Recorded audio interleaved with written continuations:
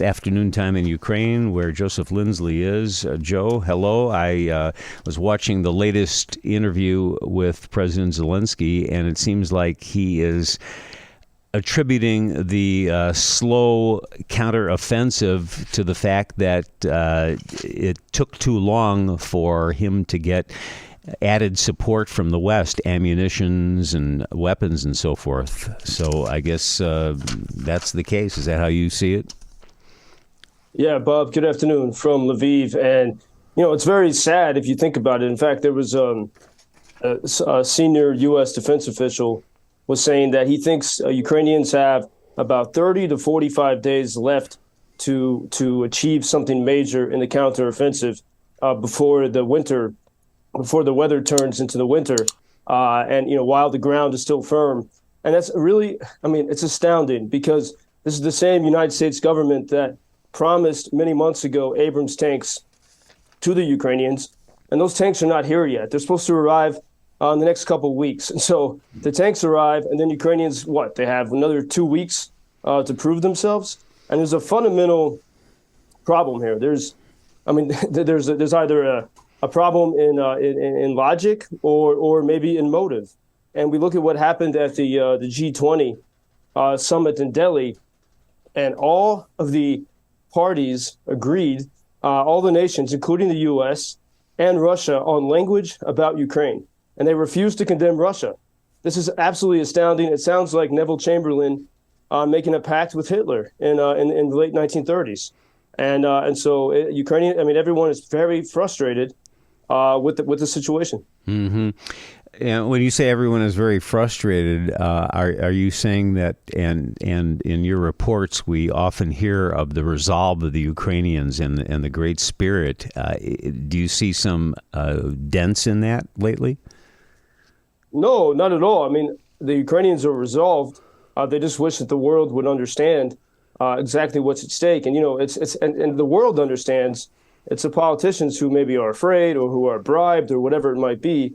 There's tough news here every single day of the regular people suffering and willing to sacrifice their lives.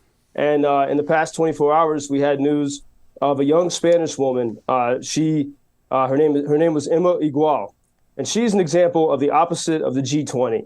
She's a regular, individual person. She came to Ukraine in the early days of the full-scale invasion, and I never met her, but our paths almost crossed many times. We knew common people. I was in the same volunteer chat for a while, where you could see every single day she was trapped in a different city in Ukraine for almost 18 months now, rescuing people, delivering supplies. She created an organization called Road to Relief, and she was one of the most effective and brilliant volunteers. And you can probably tell where I'm going with this. She was killed by the Russians. She was on one of her missions in Donbass, and a rocket directly hit their van, as though she was targeted. And I've heard details about what happened. It is disgusting. It is so absolutely awful. 2 people in the vehicle survived, but her friend and fellow volunteer, Anthony Ihnat, a Canadian citizen, was also killed. And when you think of the sacrifice of Emma, someone who's so selfless, she could be on a beach somewhere, she could be living a life, and she could, where you could forget that this trauma is happening, and for her, and she and so many others make sacrifices like this every single day. She saved so many people. She brought goodwill to so many people. And then we have the people with all the resources in the world and the resources of Washington, and they can't even be honest about what kind of support they actually give to Ukraine. Then they expect the world of Ukraine, and without giving the tools that Ukraine needs, and then to have this absolutely, it's astounding to agree with Russia on a statement about Ukraine. And the Russian foreign minister praised the G20 statement, calling it a milestone. So I think we can see on which side people really stand. Meanwhile, General Mark Milley, chairman of the Joint Chiefs of Staff, was asked if he had ever seen combat like what's going on in Ukraine, because he has certainly seen his share. And Milley said he's been through a lot of firefights. He's been blown up several times in vehicles due to mines and IEDs and RPGs, but never to this degree of intensity. And I know that doesn't surprise you being there. Right? Yeah, everyone I know who served in Afghanistan and other places, said this is the most intense and awful fighting they've seen in their lives.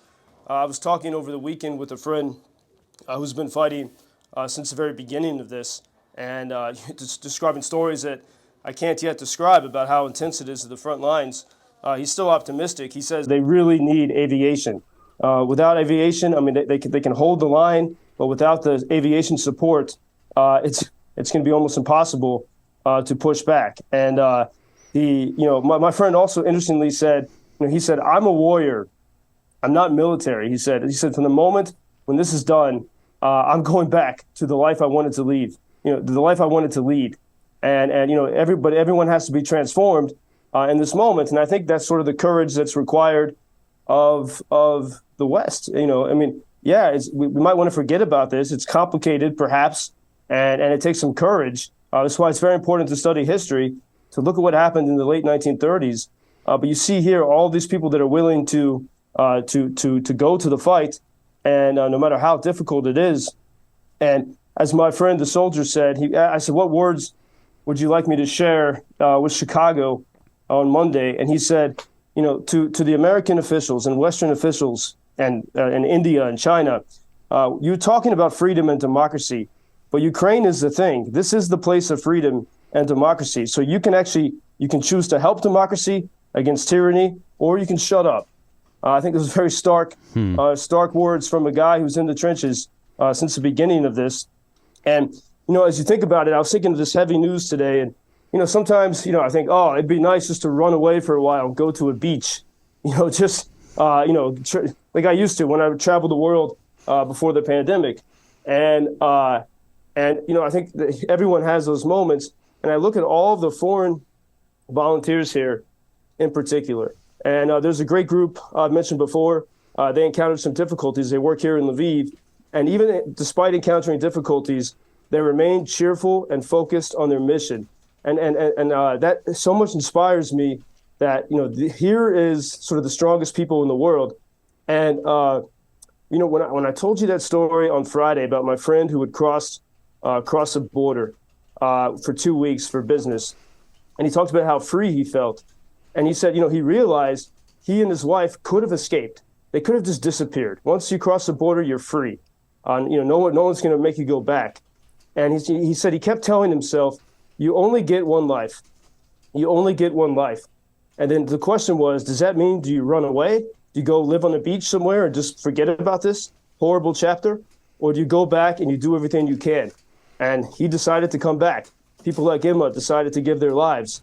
This is the decision where we're at. And I thought, for me, I had all that great time traveling the world before the pandemic, and all those experiences contribute to what I can do here. And I think that's the same story for every single person here.